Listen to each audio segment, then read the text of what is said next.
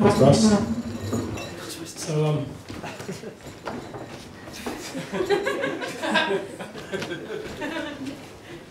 according to cocktail historian David Wondrich, the term mixologist was first coined in a short story published in 1856 and was not, as urban myth would have it, the invention of some shudderingly talentless douchebag.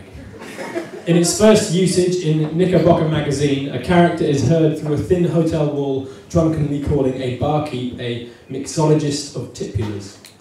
This became an in-joke among bartenders, and eventually, freed from its original reference, it dropped the titular and the word mixologist was born. Nowadays, there's heated discussions in the lecture saloons of the University of Colourful Drinks about what qualifies a mixologist. How many years of training, what accreditation, how many times must they watch Cocktail, how does a mixologist reconcile the fact that they're supposed to be sexy and cool while also being, to all intents and purposes, a juggler. In the poetry world, there's been a similar debate.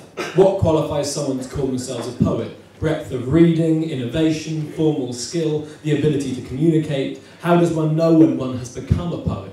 Will Seamus Heaney arrive on your doorstep late one night to take you to an underground vault where, kept safe behind hypertensile glass, written in Milton's blood, he reveals the ancient word that rhymes with orange? While John thinks Flanagan is not a poet and Ross thinks he is, I'd argue that it's the term poet which is inadequate. It cannot contain the multitudes of chumps who want in. From the performance poet whose piss-poor use of basic punctuation and grammar is a mark of solidarity with the man on the street, all the way through to the avant-garde poet whose piss-poor use of basic punctuation and grammar is a mark of defiance against the repressive mainstream literary hegemony. What we need is a new, improved word that allows for more gradations of poet, that casts a wider net, as cocktail waiter does to mixologist. What's the word that came before poet? Let's look back to the origins. In ancient times, a poet was a person who recorded oral histories by reciting stories aloud. Poets evoked recent events in epics such as Gilgamesh.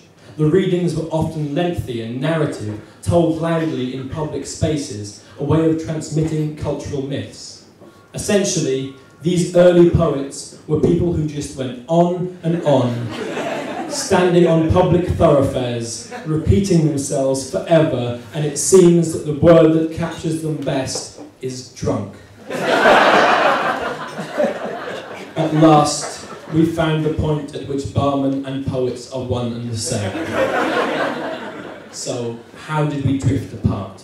I'd like to welcome a special guest, Mark Grist, who is both a poet and has been, and I have been served by him in my time, a barman as well, to embody the struggle between the two great archetypes. Please welcome Mark Grist.